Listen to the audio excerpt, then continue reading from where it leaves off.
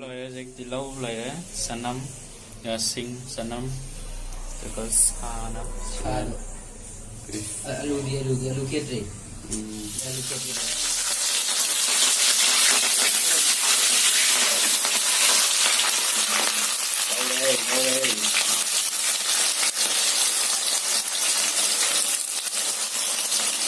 vậy chỉ ra thôi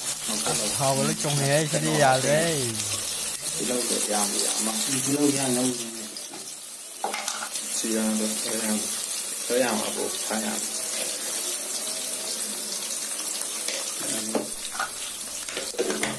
chỉ là học sẽ coi được đấy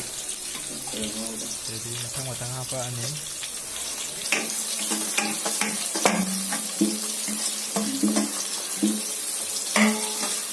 thì lâu sẽ làm lâu đấy lên mấy thì lâu làm rồi lâu làm rồi không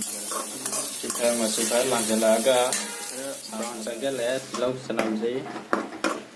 hàm sẽ mà thay ra rồi hàm sẽ vào sẽ lẽ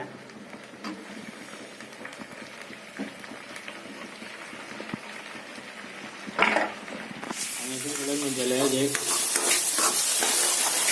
มาสู้ตัวเขาละเด็ก tôi lúc không phải để có ตองมันเกิดขึ้นเลย đau là cái đi tuổi theo người đi hơn là เขาเล่นหนังตาเป็นตัวอยู่ ท่านใจจะเฮ้ยนี่ไงนะ มาสู้ โคโม่อยู่นี่ไง มาสู้ อย่าเลยอย่าไปเอาเงินเลย เด็กเข้ามาในห้องเขาเราเป็นตัวไหน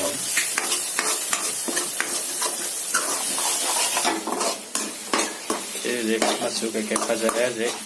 สามสักละแกเด็ก ok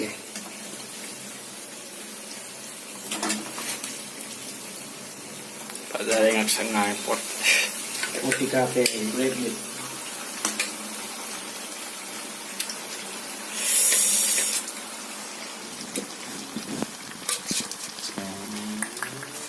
ต้องมาเลย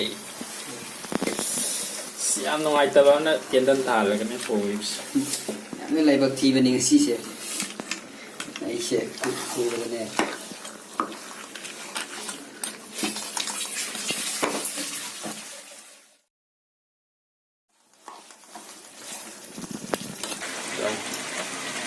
แล้วก็ดีมโรสุโรเตฮาเปมโรฮัสเซลเลย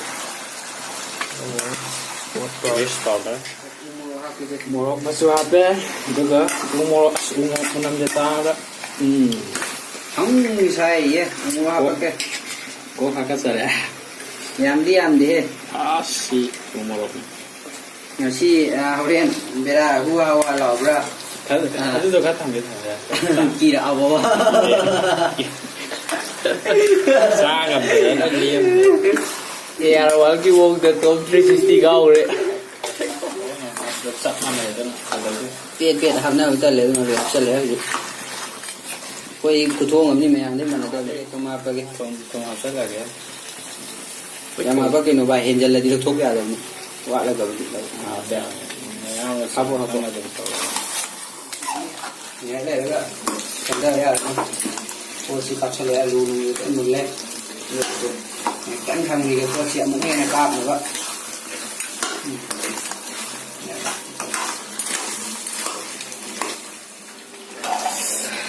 đâyนี่ไม่ใช่เลย tôi sẽ tặng khai mức sản ra lẽ lấy mình kun ตั้ง mục ใจเลยนะชาวองค์เป็นอันนี้อยู่เฉลย này kun mục cấp phật ở là đi คุณ ya บ้านตัวใหญ่เลย tặng cái phật gì cắn là đi เลยนะ tặng khai sẽ là cái mà pan là cái sân เรื่องใดถ้ายังไม่ได้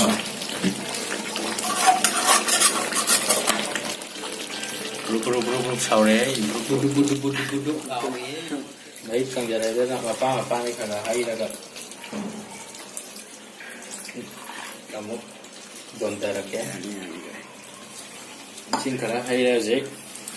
ใคร một cái cả này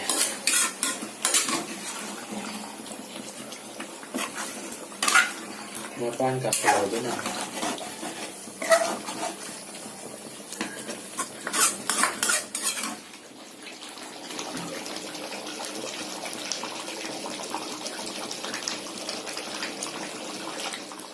còn học rất là mấy giờ mắm rồi đó cha mang nghe xong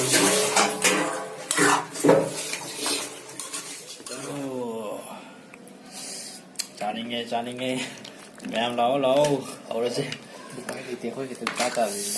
last. Jadi pasal